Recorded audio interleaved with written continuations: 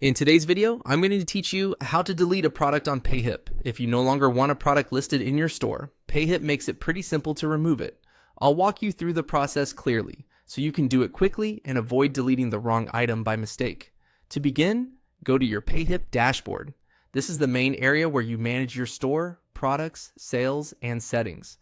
Once you're logged in, give the page a quick look to make sure you're in the correct account, especially if you manage more than one store.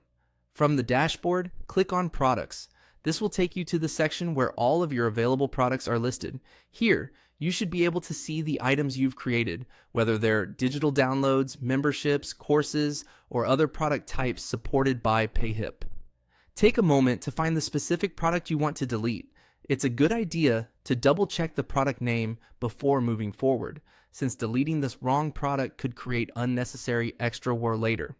If you have many items in your store, scan the list carefully so you're selecting the correct one. Once you've located the product, click the three dots on that product. This usually opens a small options menu with actions related to that specific item. The three-dot menu is commonly where Payhip places management options, so if you don't immediately see a delete button on the main product list, this is exactly where you need to go. After the menu opens, click on Delete Product. This is the action that removes the product from your Payhip store. Before you confirm anything on screen, pause for a second and make sure this is really the product you want to remove. Deleting a product is something you'll want to handle carefully, especially if it has active buyers, connected links, or store pages pointing to it. And that's it. Those are the steps to delete a product on Payhip.